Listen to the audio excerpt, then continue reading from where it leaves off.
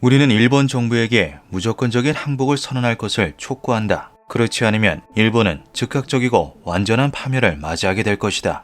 2차 세계대전의 끝자락이던 1945년 7월 26일 연합군은 포츠담 선언을 통해 일본의 최후 통첩을 날렸습니다. 포츠담 선언을 묵살한다. 우리는 전쟁을 지속하기 위한 노력을 계속할 뿐이다. 그러나 일본은 극한에 치달은 광기를 보이며 최후의 1인까지 저항하겠다는 비이성적인 판단을 내리게 되는데요. 결국 미국은 일본 제국의 즉각적이고 완전한 파멸을 위한 해결책을 발명하게 되죠. 그 결과는 바로 이 동그란 덩어리였습니다.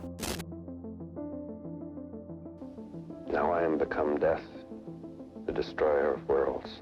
오펜하이머를 필두로 진행된 맨해튼 프로젝트를 통해 미국은 성공적으로 원자폭탄을 손에 넣게 됩니다. 일본이 쉽사리 항복하지 않을 것이라고 예상한 미국은 최대 15개의 원자폭탄을 일본 본토에 투하해 일본의 항전 의지를 완전히 꺾어놓을 것을 결심했는데요. 그렇게 히로시마 상공 570m에서 폭발한 리틀보이의 원리는 대략 이러했죠. 우라늄이나 플루토늄과 같은 핵물질의 핵에 중성자가 충돌하면 핵분열이 일어나며 중성자와 에너지, 방사능 등이 발생합니다. 보통 이렇게 생성된 새로운 중성자는 낭비되기 마련인데요. 그러나 만약 핵물질이 일정 이상의 질량, 임계 질량 이상 뭉쳐있다면 생성된 중성자가 다른 핵에 충돌하는 과정이 끝없이 반복되는 연쇄 반응이 일어나게 되죠. 리틀보이는 두 조각으로 쪼개둔 우라늄 덩어리를 양쪽에 배치한 후 원하는 시점에서 다른 한 조각에 장착해둔 폭발물을 기폭, 그 충격으로 합쳐진 우라늄 덩어리가 임계 질량에 도달하며 연쇄 반응, 즉 핵폭발을 일으키는 방식이었습니다. 이 방식은 기폭 원리가 간단하다는 장점이 있었지만 그 재료인 우라늄을 고농축하는데 막대한 시간과 비용이 소비된다는 커다란 문제가 있었는데요. 과학자들은 이 문제를 해결하기 위해 비교적 농축이 간단하면서도 임계 질량이 작은 플루토늄을 원자폭탄의 재료로 사용하게 되죠. 나가사키에서 폭발한 펜맨은 임계 질량보다 조금 모자라게 세팅해둔 내부의 플루토늄 코어를 폭발물로 둘러싼 후 원하는 시점에서 폭발물 껍질을 기폭, 그 충격으로 커다란 압력이 가해진 플루토늄 코어의 밀도가 높아지며 임계 질량에 도달해 폭발하는 방식이었습니다. 미국은 펜맨과 같은 방식으로 다른 원자폭탄들을 제조하기로 결정했고 과학자들은 세 번째 원자폭탄을 위한 새로운 플루토늄 코어를 주조할 것을 주문받았죠. 8월 12일에 최종 구성품을 로스앨러모스에서 배송할 예정입니다. 예상치 못한 문제가 터지지 않는다면 다음 폭탄은 8월 17일 혹은 8월 18일 이후 기상 상태가 양호한 날에 투하가 가능할 것입니다. 8월 10일 맨해튼 프로젝트의 지휘자인 레슬리 그루브스 소장은 미육군 참모총장에게 편지를 보내 플루토늄 코어가 완성되었음을 알립니다.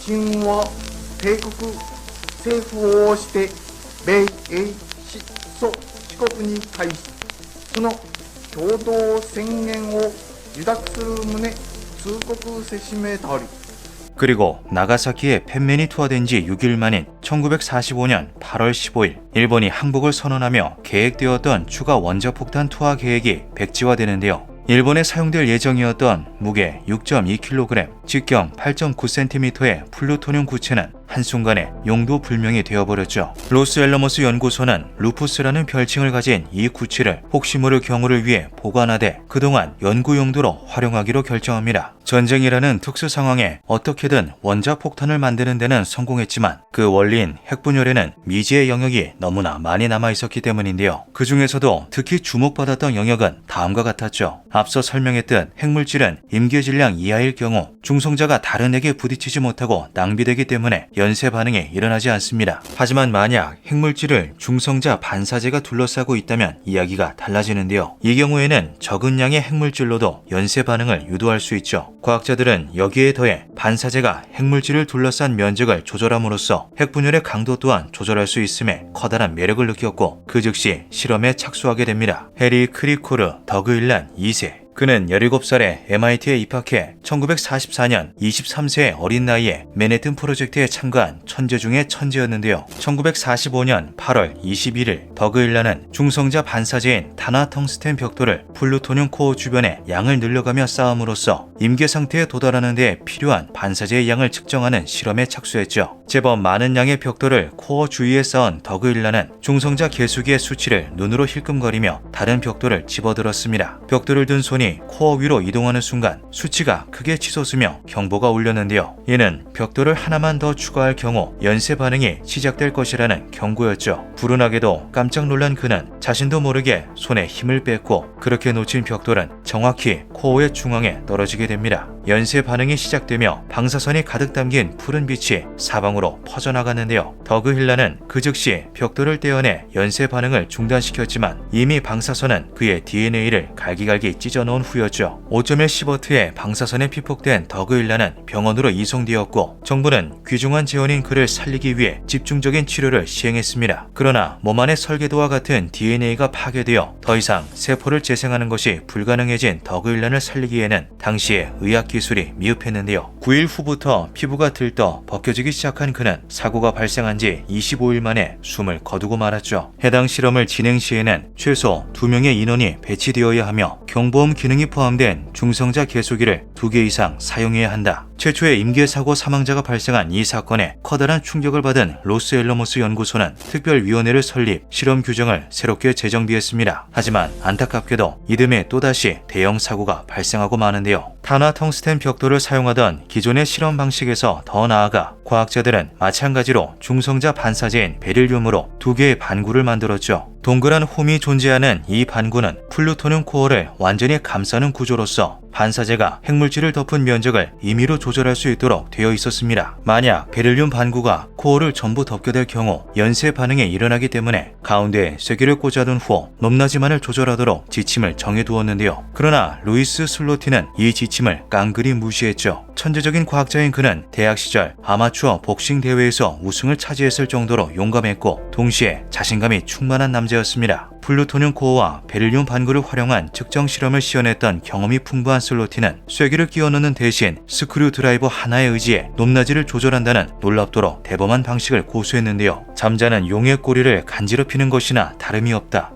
유수의 학자들이 이 위험천만한 행위에 대해 커다란 우려를 표했고 엔리코 페르미는 그렇게 시연을 하다간 1년도 못 살고 죽을 것이다라며 경고를 보내기도 했죠. 그럼에도 슬로티는 규정된 지침을 따르기는커녕 자신의 트레이드 마크인 청바지와 카우보이 부츠를 신고 자신만만하게 반구 사이에 스크류 드라이버를 꽂아 넣는 짓을 반복했습니다. 그리고 1946년 5월 21일 마침내 우려했던 일이 벌어지고 말았는데요. 슬로티는 동료 과학자 7명과 함께 해당 코어의 연쇄 반응을 유도하기 위해서는 어느 정도의 반사제 면적이 필요한지를 구하기 위한 실험을 진행 중이었죠. 그런데 반구 사이에 넣은 드라이버의 각도를 조절해가며 중성자 수치를 측정하던 슬로틴의 손이 그만 미끄러지고 맙니다. 그 결과 코어가 완전히 반사제에 덮이게 되며 연쇄 반응이 시작되었는데요. 더그일란의 경우와 달리 빈틈없이 반사제에 둘러싸인 플루토늄은 맹렬하게 방사선을 방출했죠. 슬로티는 자신의 실수에 즉각적으로 반응해 0.5초 만에 왼손으로 베릴륨 반구를 떼어내 연쇄 반응을 중단시켰습니다. 사고 발생 직후 개인이 받은 방사능을 측정할 수 있는 필름 배지를 착용한 사람이 아무도 없다는 것을 알고 있었던 슬로티는 동료들에게 그 자리에서 정지할 것을 요구한 뒤 피폭량을 개선하기 위해 개인의 위치를 표기할 것을 지시했는데요. 이 지시는 동료들의 피폭량을 계산하는 데 큰 도움이 되지 않았을 뿐더러 오히려 잔류 방사능에 추가 피폭될 가능성을 높이는 커다란 실수였죠. 로스앨러모스 연구소에서 1948년 5월 26일 작성한 보고서에서 과도한 방사능 피폭은 현기증을 유발함과 동시에 피폭자를 합리적인 행동을 할 수 없는 상태로 만들 수 있다는 분석을 통해 슬로틴의 이 판단을 설명하기도 했을 정도였습니다. 보고서의 내용처럼 슬로틴이 피폭된 방사선의 양은 어마어마했는데요. 인류 역사상 두 번째로 높은 수치인 21시버트에 피폭당한 슬로틴은 왼손에 불타는 듯한 통증을 느낀과 동시에 입안에서 시큼한 금속 맛을 느꼈죠. 무모하지만 유능한 천재 과학자였던 그는 자신이 살아남을 가능성이 없다는 것을 빠르게 이해했습니다. 슬로틴은 연구소에서 나오자마자 구토를 시작했고 7일 만에 혼수 상태에 빠졌는데요. 사고 발생 9일째인 5월 30일 그는 부모님이 지켜보는 가운데 병원에서 숨을 거두고 말았죠. 두 번의 끔찍한 사고가 발생하며 작은 플루토늄 코어는 악마의 핵이라는 새로운 별명으로 불리게 됩니다. 플루토늄 코어를 이용한 실험은 계속되어야 했지만 이 불길한 데몬 코어로 실험하기에는 어딘가 꺼림칙했는데요. 결국 미국은 비키니섬 핵실험의 재료로 데몬 코어를 사용하기로 결정했고 마지막으로 커다란 버섯 구름을 남긴 채 데몬 코어는 세상에서 사라지게 되었죠. 루푸스, 작은 플루토늄 구체를 악마로 바꾼 것은 그 누구도 아닌 인간이었습니다. 기묘한 밤이었습니다. 1986년 3월 21일 레이 콕스는 척추 왼쪽에 발생한 종양을 치료하기 위해 이스트 텍사스 암센터에 방문합니다. 그간 총 8번 반복되었던 방사능 치료는 그의 병세에 뚜렷한 차도를 보여주고 있었는데요. 앞으로 몇 번만 더 치료를 받으면 고통에서 해방될지도 모른다는 희망에 찬 채 콕스는 평소처럼 방사선실 침대에 엎드렸죠. 그런데 이날은 평소와 모든 것이 달랐습니다. 그의 몸에 위치한 방사선 치료기에서는 처음 들어보는 딱딱거리는 소리가 나고 있었는데요. 곧이어 펄펄 끓는 커피가 등을 타고 흘러내리는 듯한 느낌에 비명을 지른 콕스는 본능적으로 무엇인가 잘못되었음을 직감했죠. 그의 느낌은 정확했습니다. 딱딱거리는 소리는 방사선의 양을 측정하는 이오나 챔버가 포화 상태에 도달했음을 의미했는데요. 그의 몸에는 무려 적정량의 100배가 넘는 방사선이 내리쬐고 있었죠. 1896년 프랑스의 물리학자 앙투안 앙리 베크렐이 방사선을 발견하는 데 뒤이어 1898년 라듐과 폴로늄을 발견해낸 마리 퀴리와 피에르 퀴리가 방사선 원소를 암치료에 사용할 수 있음을 제시하자 학계는 커다란 흥분에 휩싸입니다. 기원전 1600년 전 이집트 파피루스에 암의 존재가 기록된 후로부터 3000년이 넘는 세월이 흘렀음에도 절제를 제외하면 마땅한 치료법이 없었던 의학에 한 줄기 구원의 빛이 찾아온 것인데요. 얼마 지나지 않아 마구잡이로 암치료를 시행했던 학자들은 방사선이 암을 사멸시킬 수 있는 것은 사실이지만 여러 심각한 부작용이 존재한다는 것을 깨닫게 되죠. 그렇게 수많은 시행착오와 희생 끝에 적정량의 치료용 방사선 수치가 정립됩니다. 또 컴퓨터의 발달에 힘입어 방사선 수치와 조사 범위를 세밀하게 조절 가능한 방사선 치료기들이 탄생하는데요. 비로소 인류는 수천 년간 정복하지 못했던 암에 대한 대응책을 손에 넣게 된 것이죠. 1982년 캐나다 국영기업이자 캐나다 최대의 원자력 연구소인 캐나다 원자력 공사는 신형 방사선 치료기 테라크 25를 출시합니다. 캐나다 원자력 공사는 테라크 25가 방사선 치료의 새로운 지평을 열 혁신적인 기기임을 믿어 의심치 않았는데요. 피부 표면이나 표면에 가까운 곳에 종양이 위치한 환자들은 종양이 지나면 방사선 양이 급격하게 감소해 뒤에 위치한 정상 조직들을 보호할 수 있는 전자선 치료를 받아야 하며 깊숙한 곳에 종양이 있는 환자들은 높은 에너지를 가져 심부까지 침투할 수 있는 X선 치료가 필요하죠.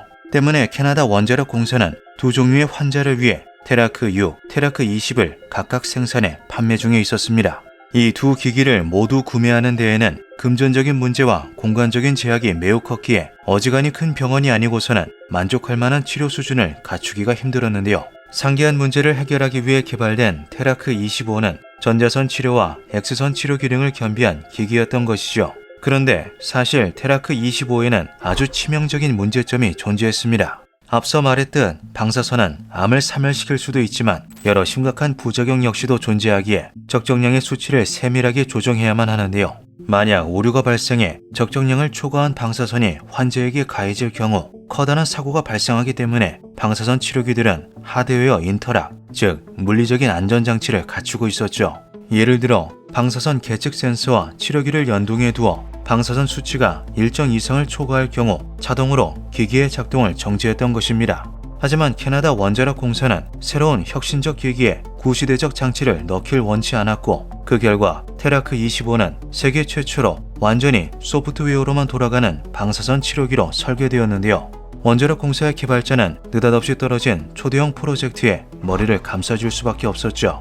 당시에는 코딩을 도와줄 구글도 유튜브도 그 무엇도 존재하지 않았습니다. 심지어 운영체제 개발 능력을 갖춘 인력 역시 극소수에 불과했기에 담당 개발자는 오로지 자신 한 사람뿐이었는데요. 다행히 개발자는 어떻게든 이 난제를 해결해냈습니다.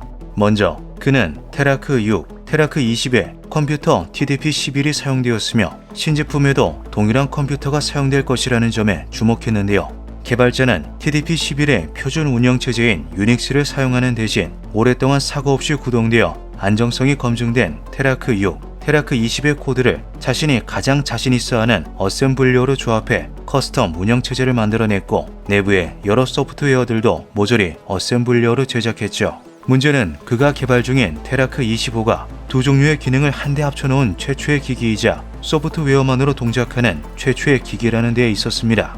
유닉스 환경에서 C 언어로 화면에 헬로 월드를 출력시키려면 다음과 같은 코드가 필요한데요. 반면 어셈블리어는 이렇게나 긴 코드가 필요하죠. 즉 유례없이 복잡한 최신형 기기를 어셈블리어로 개발하기 위해서는 어마어마한 양의 코드를 필요로 했다는 것입니다. 안타깝게도 개발자는 그 혼자였기에 사내에는 C 언어로 코드를 짤 수 있는 동료도 어셈블리어로 제작한 코드를 검수하고 오류를 잡아줄 그 어떠한 동료도 존재하지 않았는데요.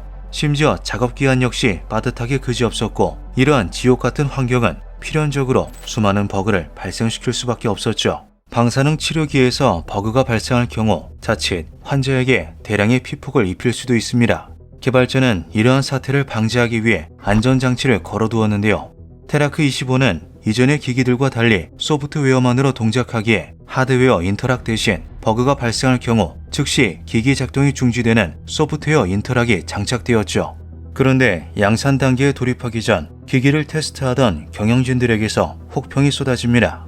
테라크 25로 환자를 치료하기 위해서는 키보드를 사용해 환자의 이름, 방사선 종류와 각종 처방 정보를 입력해야 하는데요. 여기서 문제는 총 5가지였죠. 첫째, 터미널로 당대의 히트 상품이었던 VT100을 사용했습니다. 정보를 입력하려면 탭키로 각 항목을 이동해야 하기 때문에 입력에 꽤나 긴 시간이 걸렸는데요. 둘째, 물리적인 안전장치가 없어 정보 입력을 실수할 경우 곧바로 참사가 발생할 수도 있었죠. 이것을 방지하기 위해 개발자는 똑같은 정보를 2번 입력해야만 기기가 작동하도록 세팅해 두었습니다. 마치 오늘날 사이트에 회원 가입할 때 비밀번호 확인을 요구하는 것처럼요. 셋째, 버그의 해결 방법은 고사하고 원인조차 찾지 못한 상태였죠. 유일한 해결 방법은 작동이 중지될 때마다 키보드 P키를 입력해 기기를 재부팅하는 것이었습니다. 넷째, 기기를 재부팅하면 처음부터 정보를 입력해야 했는데요. 당연하게도 2번 입력해야 했죠. 다섯째, 버그의 개수가 무려 64개에 달했습니다. 이는 곧 귀찮은 입력 작업을 반복해야 할 확률이 꽤나 자주 벌어짐을 의미했는데요. 결국 이 문제를 해결하기 위해 정보를 입력한 후 엔터키를 누르면 자동으로 이전 정보가 복사되어 입력되도록 소프트웨어가 수정되었죠. 그리고 이러한 조치는 그 누구도 상상하지 못했던 비극을 불러오고 말았습니다. 1985년 6월 3일 케네스턴 지역 종양센터에 61세의 여성 KT가 방문하는데요. 쇄골 쪽에 난 종양을 성공적으로 절제한 그녀는 몇 번의 방사선 치료만 마친 후 일상으로 돌아갈 예정이었죠. 그런데 치료가 시작되자 마치 화염이 몸 안으로 들어온 것만 같은 고통이 닥쳐왔습니다. 당신이 나를 불태웠어요. 그럴 리가요. 기계는 정상적으로 동작했어요. 긴장하시면 이런 경우가 종종 있습니다. 일종의 플라시보 효과 같은 거죠. 센터의 답변에 안심하고 집으로 돌아간 KT는 얼마 지나지 않아 가슴과 등이 화상을 입은 것처럼 붉게 변했고 팔과 어깨가 완전히 마비되고 마는데요. 당초 투여되어야 할 200라드의 방사선 대신 무려 2만 라드에 달하는 방사선이 그녀를 꿰뚫었던 것이죠. 다행히도 생명에는 지장이 없었지만 KT는 멀쩡했던 유방을 절제해야만 했으며 팔과 어깨 역시 영구적으로 마비되었습니다. 이 끔찍한 사고의 원인은 테라크 25의 구조와 운영 체제에 있었는데요. X선 모드는 강력한 방사선을 사용하기 때문에 디퓨저를 환자와 방사선 발사기 사이에 놓아 방사선을 저감시켜야 하죠. 반면 전자선 모드는 디퓨저가 필요하지 않기에 테라크 25는 두 모드를 전환하기 위해 턴테이블 방식을 사용했습니다.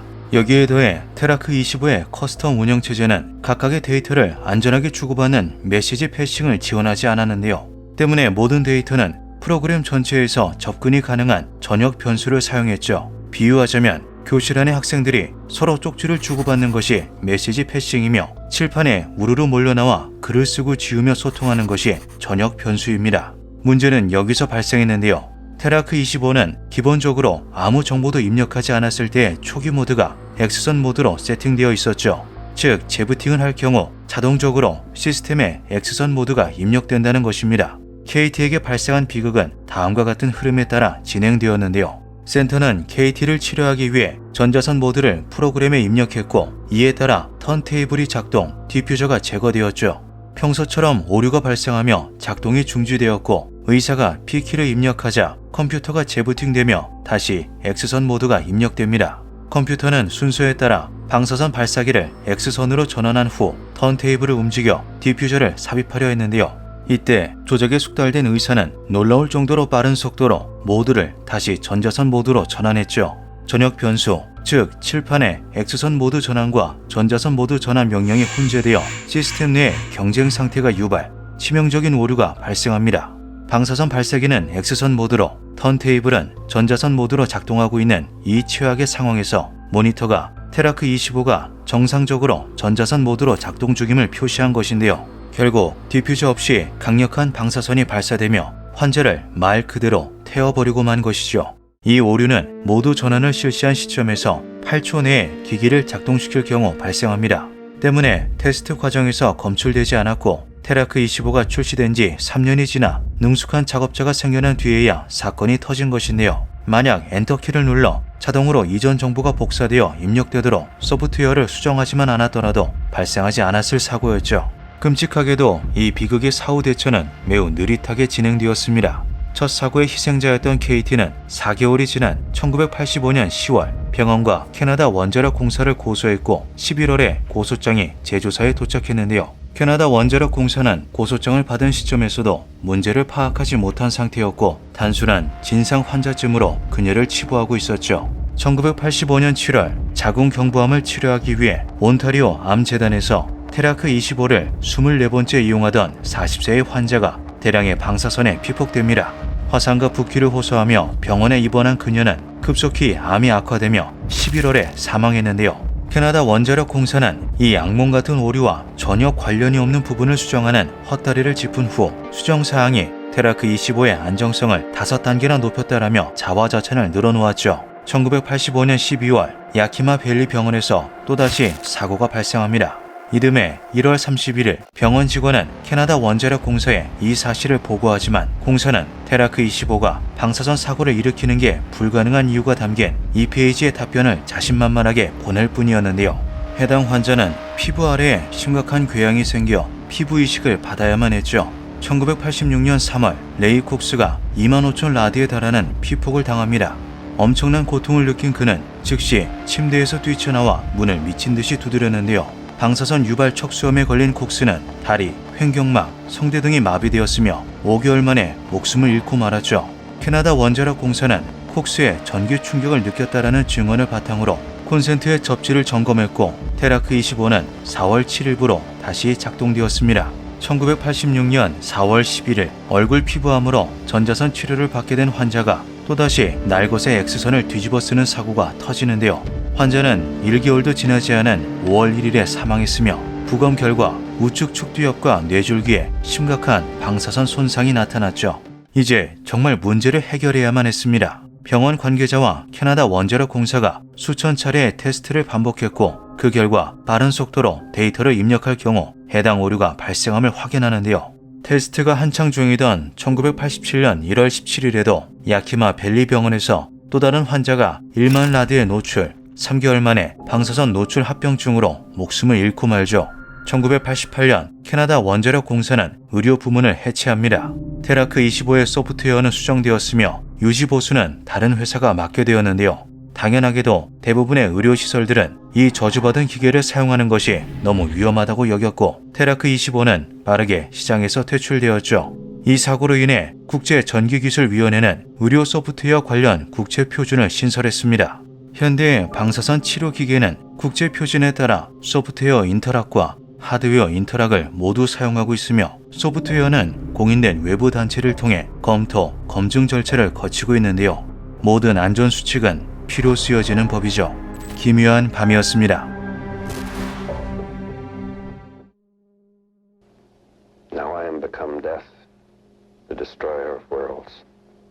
1945년 7월 16일 지옥을 연상케 하는 붉은 버섯 구름이 상공 12km 높이까지 도달합니다. 세계 최초의 인공 핵폭발 트리니티 실험이 성공한 것이었는데요. 인류의 역사를 바꿔놓았다고 평가받는 이 실험의 가장 핵심적인 역할을 했던 기관은 로스앨러모스 연구소였죠. 2차 세계대전이 한창 진행 중이던 당시 독일이 핵무기를 개발하고 있다는 판단하에 시작되었던 핵무기 개발 프로젝트 맨해튼 계획은 대통령의 허가하에 무제한의 예산을 지원받았습니다. 로스앨러모스 연구소를 중심으로 도시 하나를 통째로 건설했을 정도였는데요. 철저한 보안을 통해 외부에 알려지지 않았던 이 비밀 도시에서는 내노라 하는 과학자들이 매일같이 핵무기 제조에 매달렸고 이 과정에서 총 20억 달러, 오늘날의 가치로 환산했을 때 약 330억 달러라는 어마어마한 자금이 투입되었죠. 그 결과 완성된 원자폭탄은 미국의 바람대로 일본 제국에 어마어마한 충격을 가져다 주게 됩니다. 최후의 후에 1인까지 항전하겠다며 호전적인 태도를 보이던 일본 제국은 원자폭탄 단 2발의 전의를 완전히 상실하게 되었는데요. 다음 원자폭탄은 8월 17일 혹은 8월 18일 이후 기상상태가 양호한 날에 가능합니다. 미국이 세 번째 원자폭탄을 열도에 투하하려던 예정일을 간신히 넘기지 않은 1945년 8월 15일 清は帝国政府をして米英日蘇四国に対しその共同宣言を受諾する旨通告せしめたり 일본 제국은 항복을 선언했죠. 전쟁은 끝났지만 연구는 계속되어야만 했습니다. 핵융합을 비롯한 원자력 관련 분야는 아직까지도 미지의 영역으로 가득했기 때문이었는데요. 이것이 인류의 발전에 핵심적인 역할을 할 것임을 과학자들은 본능적으로 눈치챈 상태였죠. 그렇게 로스앨러머스 연구소는 계속해서 원자력 실험을 이어갔습니다. 미지의 영역이라는 것은 인간이 예상할 수 없는 사고가 발생할 수 있다는 것과 동일한 의미이기도 한데요. 그리고 원자력의 위험성은 이제껏 인간이 다루어왔던 모든 위험물 중에서도 최상위권에 위치해 있었죠. 핵물질은 일정 이상의 질량, 즉 임계 질량에 도달할 경우 연쇄 반응이 일어나며 강렬한 에너지와 방사능, 중성자 등을 내뿜게 됩니다. 핵물질을 잘 제어할 경우 방출되는 에너지를 발전 등의 여러 유용한 방법으로 활용할 수 있지만 제어하지 못하는 상황에서 핵물질이 임계 질량에 도달하는 임계 사고가 터지게 되면 끔찍한 일이 발생하게 되는데요. 고농도의 방사선과 중성자는 찰나의 순간만으로도 인간의 DNA를 갈기갈기 찢어놓기 때문이죠. 쉽게 말해 원자 단위의 총알이 인간의 신체를 관통한다고 생각하면 됩니다. 안타깝게도 곧바로 보석과도 같은 인재들이 임계 사고에 휘말렸는데요.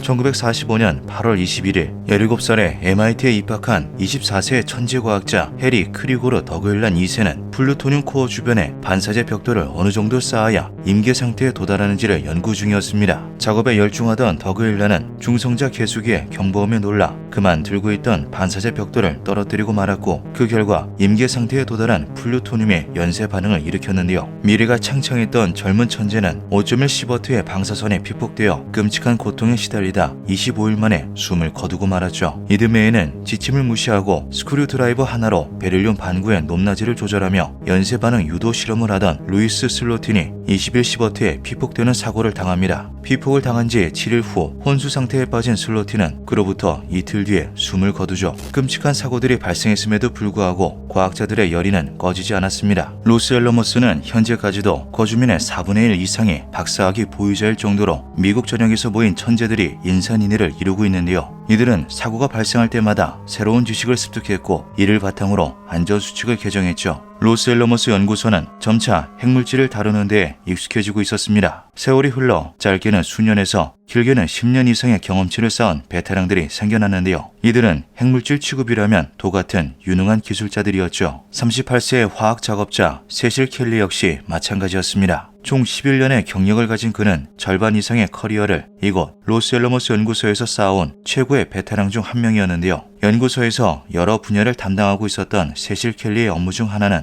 바로 이 거대한 스테인리스 탱크에 관한 것이었죠. 은색의 단단한 금속 형태를 띠고 있는 순수한 플루토늄은 공기 중에 노출될 경우 빠른 속도로 변색되는 특징을 가지고 있습니다. 이 상태의 플루토늄은 염산과 같은 산 종류에 쉽게 용해되는 성질을 가지는데요. 1000리터 용량의 스테인리스 탱크 안에는 질산과 함께 산이 탱크를 녹이는 것을 방지하기 위한 여러 수용성 유기용매들이 적절히 혼합된 용액의 형태로 가득 담겨 있었죠. 로스앨러머스 연구소에서는 연구나 실험 과정에서 발생한 자투리 플루토늄을 한데 모아 추후 재사용할 목적으로 이 용액을 사용했습니다. 정제된 플루토늄의 가격이 워낙 비쌌기에 이것은 반드시 필요한 작업이었는데요. 세실 켈리의 업무는 매일매일 탱크 내부의 혼합기를 작동시켜 플루토늄과 용액이 고루 섞일 수 있도록 저어주는 것이었죠. 이 작업에서 가장 중요한 안전수칙은 임계 사고를 방지하기 위해 용해된 플루토늄의 양을 용액 1리터당 0.1g 이하로 유지해야 한다는 것이었습니다. 관련 사고들을 누구보다 가까운 위치에서 목격했던 바 있는 세실 켈리는 조심성이 있고 또한 능숙한 작업자였는데요. 그렇기에 그 누구도 그가 원자력 사고 사례에 영원히 남을 비극의 희생자가 되리라 예상하지 못했죠.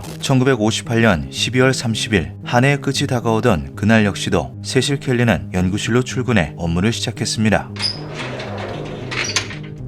만약 그가 스테인리스 탱크 내부의 상태를 알 수 있었다면 그 즉시 문을 닫고 전력 질주로 도망쳤을 것이 분명한데요. 평소와 달리 탱크 안의 플루토늄 비율이 높은 상태였죠. 기준치를 벗어나도 한참이나 벗어나 있었습니다. 제대로 섞이지 않은 용액 상부의 농도는 켈리가 평소 작업해왔던 용액의 200배에 달했는데요. 플루토늄 3kg, 3만 리터 이상의 용액에 녹아있어야 할 양의 방사성 물질이 수면에서 꿈틀대고 있었죠. 조금이라도 평형이 깨지는 순간 임계 사고가 발생할 수 있는 상황이었습니다. 그러나 스테인리스 탱크는 언제나와 같이 고요했으며 세실 켈리가 자신에게 닥친 위험을 알 수 있는 방법은 존재하지 않았는데요. 사다리를 밟고 올라가 작게 난 관측창으로 탱크 내부를 들여다본 그는 평소와 같이 혼합 버튼을 작동시켰죠. 그리고 재앙이 시작되었습니다. 앞서 사고를 당했던 해리 더그일람과 루이스 슬로틴이 연구하던 플루토늄이 구 형태로 제작되었던 이유는 아주 단순한데요. 같은 부피를 가진 도형 중에서 가장 작은 표면적을 가지는 구가 임계 질량을 돌파할 수 있는 가장 이상적인 형태이기 때문이죠. 쉽게 설명하자면 1세제곱미터의 부피를 가진 구, 정육면체, 원기 등의 표면적은 다음과 같습니다. 즉, 구는 어떤 형태보다도 가장 압축된 형태로 물질을 담을 수 있는 것인데요. 혼합기의 스크류가 작동하며 용액이 소용돌이 치기 시작하자 이와 유사한 이상적인 형태가 탱크 내부에 구현되었죠. 표면의 고농도 플루토늄 용액이 와류로 인해 중앙 부분에 두껍게 뭉쳐 구에 가까운 형태를 형성한 것입니다. 버튼을 작동한 지 단 1초 만에 용액은 임계 질량을 돌파했는데요. 밝은 푸른 빛이 번쩍하며 연구실을 휩쓸었죠. 이봐, 방금 무슨 소리 못 들었어? 나도 들었어. 그보다 방금 푸른 빛이 잠깐 보였던 것 같은데? 근처 연구실에서 작업하는 두 명의 기술자가 의문을 품은 것도 잠시 세실 켈리가 문을 열고 뛰쳐나왔습니다. 그대로 건물 바깥으로 달려나간 그는 눈이 쌓인 땅 위로 몸을 던졌는데요. 내 몸이 불타고 있어!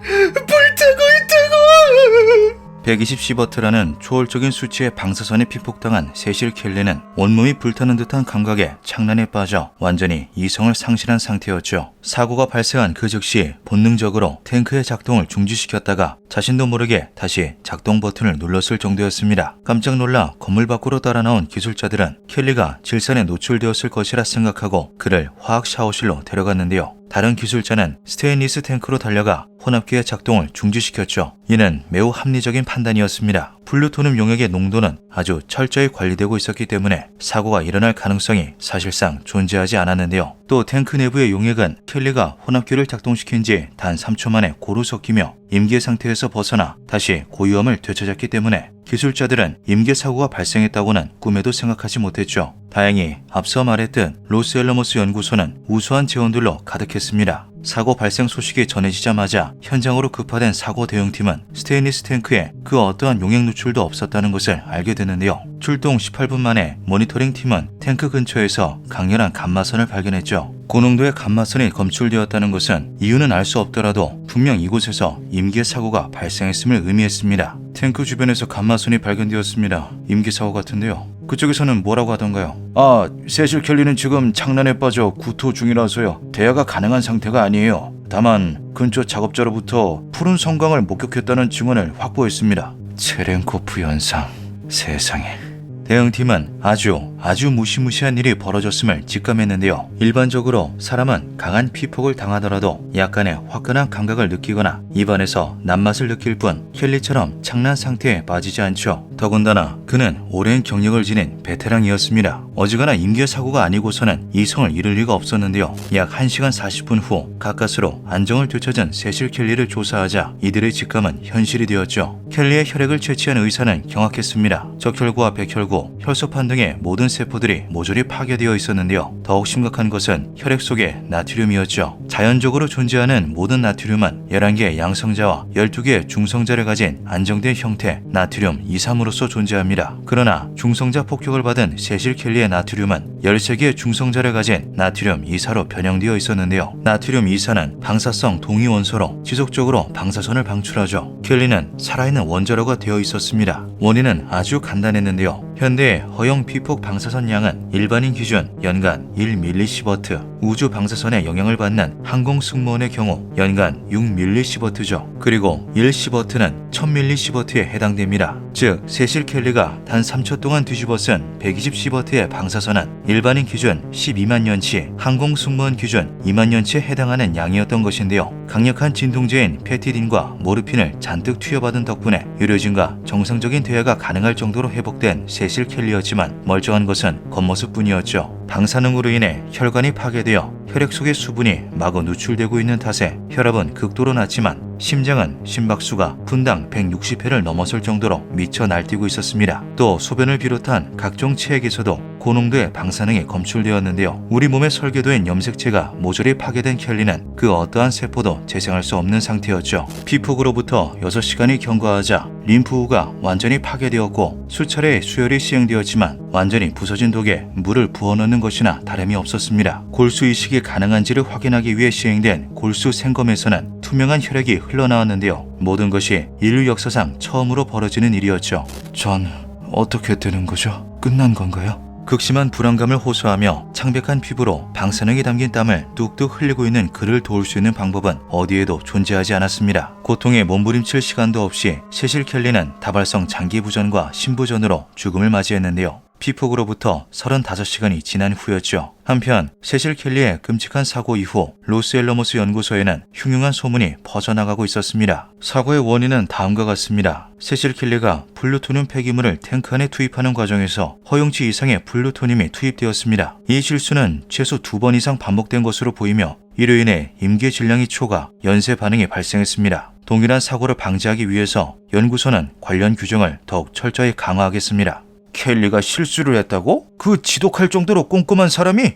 아니, 애초에 그 플루토늄 폐기물을 갖다 놓은 건 누군데? 그의 죽음에 석연찮은 점이 너무나도 많았던 것인데요. 오랫동안 로스앨러머스 연구소에서 근무하며 단 한 번의 실수도 없었던 그가 출처불명의 플루토늄 폐기물을 그것도 2번씩이나 탱크에 쏟아붓는 초대형 실수를 했다는 것은 도통 납득이 가지 않았죠. 흉흉한 소문은 곧 정부가 세실 켈리로 초고농도 방사선 피폭에 인간이 노출될 경우 어떤 일이 벌어지는지를 실험했다라는 음모론으로 발전하게 되었고, 이 음모론은 세실 켈리의 유가족에 이르러 방점을 찍게 됩니다. 사고가 발생한 그 즉시 세실 켈리의 아내인 도리스 켈리에게 연락을 취했어야 하는 것이 당연한 절차임에도 그가 사망할 때까지 그 어떠한 연락도 취해지지 않았는데요. 뒤늦게 도리스의 자택을 방문해 남편의 사망 소식을 전한 당국은 연구소에 소송을 제기하지 않는 조건 하에 충분한 금전적 보상을 제공하겠다고 약속했죠. 그러나 도리스가 받게 된 보상은 간신히 입에 풀칠이 가능할 정도의 종신근무 직책에 불과했습니다. 8살, 18개월의 어린 두 자녀가 있었던 도리스는 어쩔 수 없이 이 제안을 받아들였는데요. 그로부터 48년 후 뉴멕시코주 지역 언론사 엘버커키 트리뷴의 기자 아일린 웰섬이 충격적인 폭로를 터뜨렸죠. 맨해튼 프로젝트의 의료진이 1945년부터 약 2년간 18명에게 몰래 플루토늄을 주사한 다음 그들의 신체적 변화를 관찰하는 인체 실험을 했다는 것이었습니다. 결코 부정할 수 없는 명확한 증거들로 가득한 3부작의 특집 보도는 미국 내에 엄청난 화제를 몰고 왔고, 1993년 12월 미국 에너지부 장관이 공식적으로 미국 시민 800명에게 방사능 생체 실험을 했음을 인정하기에 이르는데요. 들불과 같이 번져나가는 국민들의 분노를 잠재우기 위해 클린턴 대통령은 1994년 1월 특별조사위원회를 설립해 무려 160만 건의 기밀 문서를 공개하게 되죠. 자국 시민을 혹은 도시를 대상으로 다양한 방사능 실험이 시행되었다는 충격적인 진실에 사람들은 경악을 금치 못했습니다.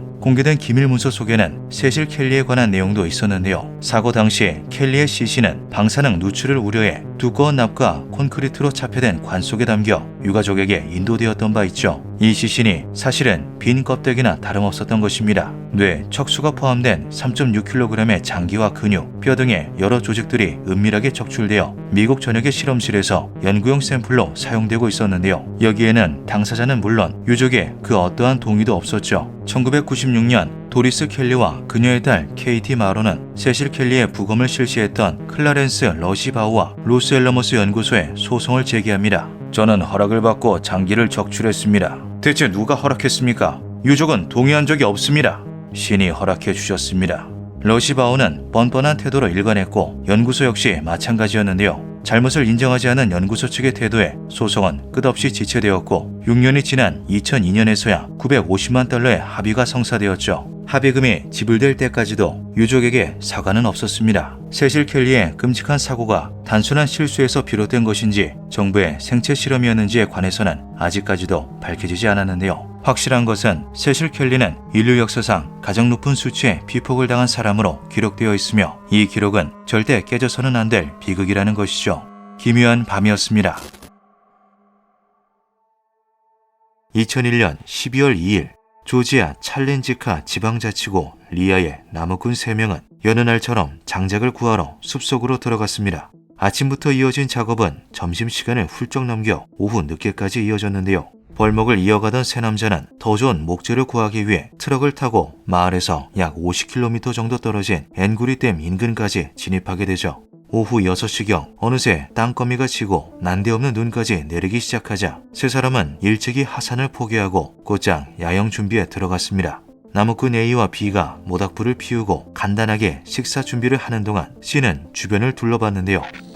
저게 뭐지? 가까이 다가간 나무꾼 C는 금속으로 된 원통형 캡슐 주변 1m 반경으로 눈이 쌓이지 않고 심지어 김까지 나고 있는 것을 보게 되죠. 직경 10cm가량의 길이는 약 15cm 정도 되는 기묘한 물체 2개는 일반적인 통조림 캔보다 약간 더 컸으며 마치 난로처럼 주변을 따뜻하게 녹이고 있었습니다. 대체 이것이 무엇인지 외관 어디에도 라벨지 따위는 붙어있지 않았고 글씨 또한 적혀있지 않았지만 C는 별 대수롭지 않게 생각했는데요. 무엇보다 살짝만 손을 뻗어도 느껴지는 온기에 그의 의심 역시 너무나도 쉽게 녹아내렸죠. 오늘 밤을 따뜻하게 보낼 수 있겠다고 생각한 C는 곧장 그 깡통을 움켜잡았습니다. 뜨거! 하지만 겉으로 보기와는 달리 그것은 생각 이상으로 강한 열을 내뿜고 있었는데요. 각 10kg에 달하는 제법 묵직한 무게에 뜨겁기까지 한 이것을 맨손으로 들어 텐트까지 들고 가기는 힘들어 보였죠. 잠시 고민하던 그는 곧장 주변에 널린 나뭇가지와 차 안에 있던 철사를 이용해 지렛대를 만들었습니다. 몇 번의 시도 끝에 이 소형 난로를 들어올리는 데 성공한 C는 근처 바위 위에 이를 올려두었고 재빨리 동료들을 불렀는데요. 다들 이리로 와서 이것 좀 봐! 저녁 준비를 하다 말고 다가간 A와 B 역시 열기를 피워내는 물체를 신기하게 바라봤죠. 추운 겨울날 이렇게 깊은 숲속에 의외의 기특한 물건이 버려져 있다는 것에 쾌재를 부른 세 남자는 곧장 베이스 캠프를 깡통 주위로 옮겨 텐트를 쳤습니다. 그들의 예상대로 텐트 내부는 금세 후끈해졌는데요. 추위는 물론 고단했던 하루의 피로마저 녹여내는 따뜻함에 어느새 무장 해제된 세 사람은 한 잔의 보드카를 곁들인 완벽한 저녁 식사를 가졌죠. 술 기운이 오르자 더위를 느낀 세 남자는 껴입었던 외투를 하나둘 벗어버리고 연이어 술잔을 기울였습니다. 이거 참 요물이네. 요물이야. 자네 이걸 어떻게 찾은 거야? 진짜 신기하네. 나 이거 내일 차에 실어서 집에 가져갈까 봐. 오늘의 가장 큰 수확에 들뜬 그들은 한층 더 대담해져 이젠 아예 깡통을 등에 대고 누워 지지거나 손으로 끌어안는 등 난로가 내뿜는 온기를 온몸으로 직접 느꼈는데요. 따뜻하고 소소한 술자리가 이들 중 누군가의 최후의 만찬이 될 것이라고는 전혀 예상하지 못했죠. 그날 밤 세 사람은 모두 구토를 하기 시작했지만 그저 단순히 과음 때문이라고 생각했습니다. 심상치 않은 메스꺼움과 어지럼증이 잇따라 찾아왔지만 이 역시도 같은 이유라 생각하며 잠자리를 뒤척일 뿐이었는데요.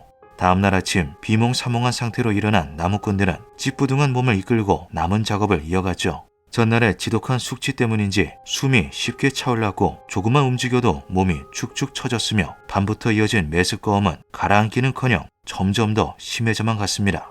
그럼에도 불구하고 오늘 하루 예정된 할당량을 채워야 했기에 A와 B는 각각 2시간씩 번갈아가며 따뜻한 원통을 등에 짊어지고 추위에 맞서 장작을 주었는데요. 그렇게 오후 5시경 녹초가 된 그들은 각자 집으로 돌아가 쓰러지듯 잠에 들었죠. 하지만 어찌된 영문인지 그날 밤까지도 세 남자의 숙취는 도저히 내려갈 기미가 보이지 않았습니다. 그들 모두 연이은 구토와 설사, 심각한 탈수 증상에 시달리며 악몽 같은 시간을 보냈는데요. 이것이 숙취가 아니라는 것을 깨달은 세 사람은 자신들이 심각한 감기 몸살에 걸린 것이라 생각하였죠. 하지만 며칠 뒤 등과 손에서 수포가 올라오기 시작했으며 급기야 진물까지 누렇게 배어나오기 시작합니다. 무려 20여일간 밤낮으로 지속된 통증에 더 이상 참을 수 없었던 세 사람은 결국 병원으로 향했는데요. 그곳에서 전혀 예상하지 못했던 충격적인 결과를 마주하게 되죠. 세 분의 증상으로 보아 방사능 피폭으로 보입니다. 놀랍게도 그들의 진단명은 급성 방사선 증후군 일명 ARS였습니다. ARS는 1그레이 이상의 방사선에 인체 내부 장기나 신체가 피폭되었을 경우 발생하는 증상인데요. 단 1그레이만으로도 골수 기능 억제와 DNA 손상이 진행될 수 있기에 그 즉시 치료에 들어가야 하죠. 검사 결과 A는 최대 5.4그레이, B는 5.7그레이, C는 2.3그레이로 A와 B의 경우 심각 단계, 경우에 따라서는 극심으로 분류되는 수치의 방사능이 검출되었습니다. 이는 경미한 손상을 넘어 피부 탈락과 궤양, 혼수 상태, 장기 부전까지 이어질 수 있는 치명적인 수준이었는데요. 심지어 이들은 그러한 상태로 무려 20여일을 억지로 버텨내면서 각자의 몸 상태를 더욱더 최악으로 만들어버렸죠. 도대체 이 재앙이 어디서부터 시작됐는지 그간의 행적을 돌아본 세 남자는 일제히 하나의 물체를 가리켰습니다. 바로 지난밤 자신들에게 따뜻함을 선물해준 소형 난로였죠. 모두를 충격에 빠뜨린 괴상한 물건의 정체는 바로 과거 소련이 사용하던 방사성 동위원소 열전 발전기, 일명 RTG였습니다. 1980년대 초 소련 시절에 조지아는 엔구리 수력발전소와 당시 건설 중이었던 후도니 수력발전소 사이에 설치될 무선 중계통신소를 위해 전력이 필요했는데요. 이 지역은 주변이 험준한 산간 지형으로 이루어져 있어 일반적인 발전기가 들어올 수 없었을 뿐더러 외부에 설계된 전력망이 닿지 않은 곳이었기 때문에 뭔가 다른 대책이 필요했죠. 그 결과 소형 원자력 발전기인 RTG를 도입하자는 결론에 이르게 됩니다. 방사성 동위원소의 분기에서 발생하는 열에너지를 전기에너지로 변환해주는 역할을 하는 이 장치는 최대 1000W의 사용 출력을 가지며 설계 수명은 약 10에서 20년 정도 되는데요. 당시 총 8대의 RTG가 조지아로 반입되었고 각 2대씩 묶어 총 4개의 중계소에 배치할 계획이었죠. 그러나 1979년에 시작된 공사가 소련이 붕괴된 해인 1991년에 갑작스레 중단되면서 원래 계획했던 위치에 중기소를 설치하지 못하게 되었고 갈 곳을 잃은 RTG들은 버려진 채로 방치됐습니다. 공사 계획도 관련한 책임자도 모호해진 상황에 RTG들은 그대로 분실 처리되었고 외딴 숲속에 나뒹굴며 여전히 식지 않은 열기를 내뿜었는데요. 시간이 흘러 1998년 엔구리댐 인근의 이디아니 마을 근처에서 2대가, 1999년에는 같은 지역의 라브르츠킬라 마을 근처에서 2대가 재발견되면서 8대 중 4대가 큰 인명피해 없이 무사히 수거 처리되었죠. 그러다 2001년 그날 우연히 이 주변을 지나가던 C가 아직 수거되지 않은 2대의 장비를 발견하게 된 것이었습니다. 문제는 그중 한 대를 감싸고 있어야 할 금속 케이스가 절단되어 사라진 상태였고 차폐 기능을 하는 텅스텐 디스크 또한 존재하지 않았다는 사실이었는데요. 이것이 사라진 이유는 확실치 않으나 누가 돈이 될 법한 외부의 케이스와 몇몇 부품들만 훔쳐간 것으로 추측되었죠. 그리고 이 말은 즉 누수된 방사능 에너지가 그대로 공기 중에 노출되고 있었다는 의미이기도 했습니다. 심지어 그가 준 RTG 내부에서는 약 1480테라베크럴에 달하는 핵붕괴가 일어나고 있었는데요. 이는 초당 약 1500조 번에 달하는 방사성 붕괴가 발생함을 의미하며 1m 거리에서 단 10분만 서 있어도 DNA 손상을 일으키는 심각한 수치였죠.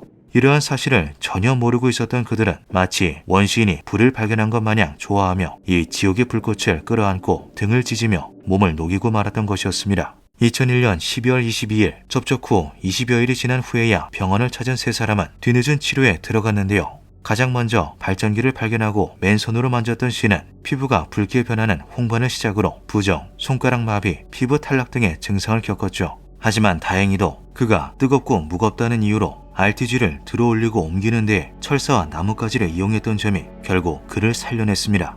또한 이것과 직접적으로 닿은 시간이 다른 이들에 비해 비교적 적었기에 가벼운 외부 손상과 일시적인 림프구 감소만으로 피해를 끝낼 수 있었는데요. C는 약 한 달간의 입원 치료를 끝으로 무사히 퇴원할 수 있었죠. 그러나 다음 날까지도 이 요사스러운 난로를 등에 이고 작업한 A와 B는 더욱 심각한 피해를 입을 수밖에 없었습니다.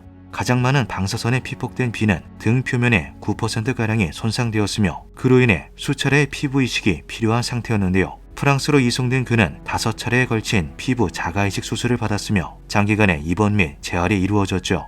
등에 흉터가 크게 남기는 하였지만 치료의 차도가 좋았던 B는 약 2년 후에 퇴원한 후 귀국할 수 있었습니다. 하지만 그날 밤의 악몽으로부터 모두가 무사할 수는 없었는데요. 방사능 난로의 따뜻함을 가장 오랜 시간 만끽했던 A는 등에 광범위한 피부 손상과 더불어 심각한 수준의 부종, 수포가 관찰되었죠. 조직 깊이 진행된 손상은 근육층마저 괴사시켰고 그 여파는 피부와 근육 아래에 위치한 주요 장기들에까지 이어졌습니다. A는 러시아 모스크바에 위치한 방사선 전문 병원 버나시안 연방의료센터로 옮겨졌으며 집중적인 치료 및 수술들이 시행되었는데요. 하지만 그의 병세는 나아지지 않았고 점차 위태로워져만 갔죠. 그렇게 A는 피폭으로부터 893일이 지난 2004년 5월 13일 다발성 장기 부전과 폐혈증으로 인해 결국 사망하고 맙니다. 그날 숲속에서 마주한 우연의 선물은 끝내 서로의 운명마저 갈라놓고 말았죠. 한편 조용한 시골 마을을 한바탕 뒤흔들어 놓은 대참사를 보고받은 정부는 뒤늦게나마 회수 작전을 시행했습니다. 2002년 2월 초 조지아 정부의 요청에 의해 국제 원자력 기구가 투입되었는데요. 전문가 팀은 25cm 두께의 나부로 만든 차폐 용기와 41명의 작업자를 동원해 마침내 숲속에 방치된 RTG를 수거하는 데 성공했죠. 그들이 숲속에 방치되기 시작한 지 11년 만이었습니다. 한편 여전히 발견되지 않고 있는 두 대의 RTG는 20년의 세월이 지난 지금까지도 그 행방이 묘연하다고 하는데요. 어쩌면 지금 이 순간에도 깊은 숲속 어딘가에서 따뜻한 온기를 내뿜으며 자신을 발견해줄 누군가를 기다리고 있을지도 모르죠. 기묘한 밤이었습니다.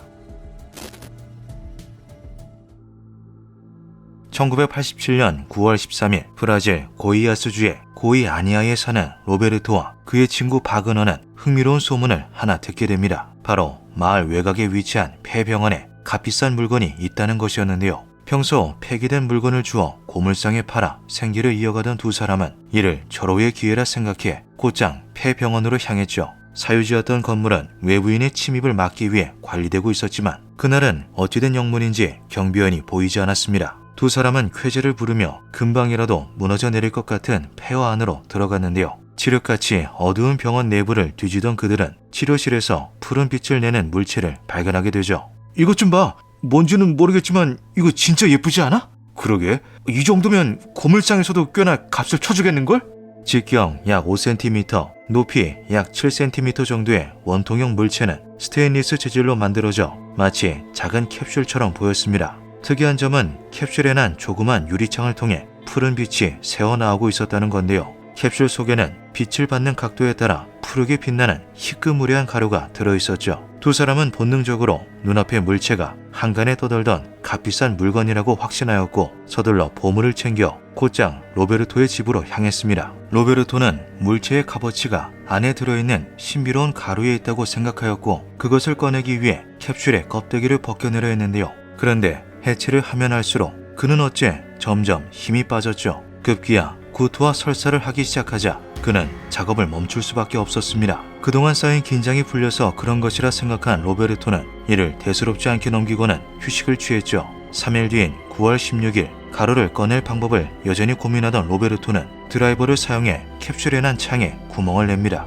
그렇게 소량의 가루를 빼내는데 성공한 그는 이것이 값비싼 화약의 일종일지도 모른다고 생각해 불을 붙여보았는데요. 그러나 수차례 라이터를 가져다 대도 가루는 아무런 반응을 보이지 않았고 정체를 밝혀내길 포기한 그는 그냥 초기의 목적이나 달성하자는 마음으로 캡슐을 고물상에 가지고 갔죠. 평소 온갖 물건들을 접해보았던 고물상 주인 데바이르 페레이라도 이것을 신기해하기는 마찬가지였습니다. 캡슐을 유심히 살펴본 데바이르는 이것을 비싼 가격에 되팔 수 있을 것이라 생각했는데요. 무엇보다 그 역시 로베르토가 그랬듯 캡슐 안에 들어있는 푸른빛의 가루에 마음을 빼앗겨버렸죠. 데바이르는 당시 브라질 물가로 노동자 3일치 임금에 달하는 25달러를 선뜻 내어주었고 거래 조건에 만족한 로베르토는 캡슐을 넘겨줍니다.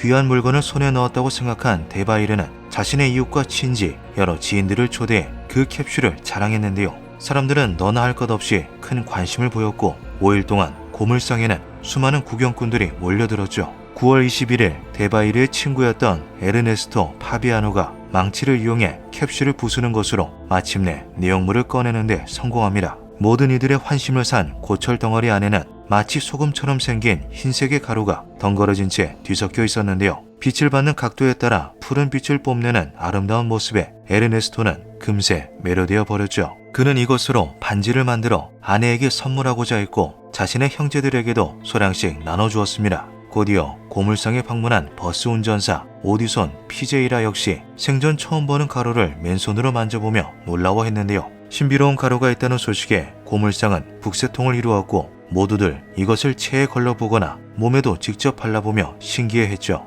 때 아닌 축제를 즐기고 있는 그 누구도 머지않아 다가올 불행한 미래에 대해서는 알지 못했습니다. 끔찍하게도 고니아니아 지역을 매혹시킨 이 마법 가루의 정체는 바로 고위험성 방사능 물질인 세슘 137이었는데요. 1985년 말 고이아니아에 위치한 고이아노 방사선 치료소가 새 건물로 이전할 때 원격 방사성 항암 치료기인 세슘 137 테라피 장비를 그대로 버려두고 간 것이 화근이었죠. 일반적으로 방사선 치료병원이 이사하거나 방사성 물질 혹은 관련 장비의 보관 위치를 변경할 경우 각국의 규제 기관의 사전 허가 또는 신고를 하도록 법적으로 규정되어 있습니다. 하지만 당시 임차 건물이었던 병원과 부지 소유권자 사이에 일어난 소유권 분쟁으로 기기 회수에 차질이 생기고 말았는데요. 병원 측은 방사선 의료 장비를 건물에 방치하는 것이 위험하다고 누차 이야기했지만 법원의 접근 금지 명령으로 인해 더 이상 손을 쓸 수가 없었죠. 임시 방편으로 경비원을 배치해 두었지만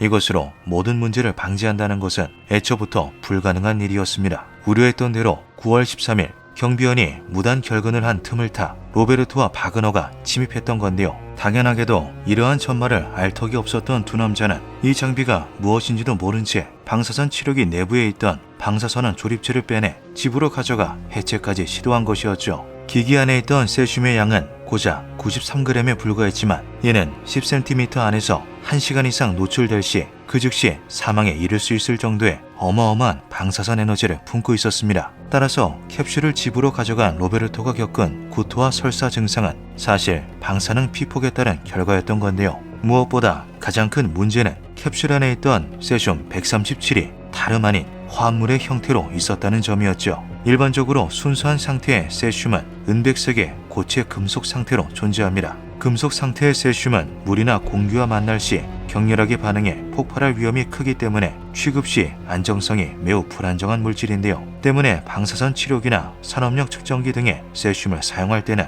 이를 최소화하기 위해 염소 기체를 반응시켜 세슘 클로라이드, 즉 세슘 소금을 만들게 되죠. 이렇게 만들어진 염화 세슘은 하얀색 결정의 가루 형태를 띠며 물에 잘 녹는다는 특징이 있습니다. 이는 쉽게 말해 세슘 가루가 점막이나 피부를 통해 체내에 쉽게 흡수될 수 있다는 뜻이기도 한데요. 게다가 곱고 건조한 분말 형태로 만들어진 세슘은 바람에 의해 더 멀리 퍼질 수 있기에 가까이서 접하지 않은 사람도 방사능에 노출될 가능성이 있었죠. 이러한 사실을 알 리가 없었던 마을 주민들은 그야말로 바람 앞에선 촛불과도 다름이 없는 상태였습니다. 그리고 곧 순간의 호기심과 욕망이 열어버린 판도라의 상자는 이제 본격적으로 도시 전체를 재앙으로 물들이기 시작했죠. 빛이 반사되는 각도에 따라 푸르스름한 빛으로 반짝이는 매혹의 가루는 나이와 성별을 불문하고 수많은 사람들을 유혹했습니다. 고물상 주인 데이바르의 아내 마리아 가브리엘라는 이 방사능 물질을 자신의 잠옷과 침대 시트 위에 뿌리며 집안을 한껏 고풍스럽게 꾸몄는데요. 마당에서는 불과 6살에 불과한 데이바르의 조카 레이지 페레이라가 이 죽음의 가루를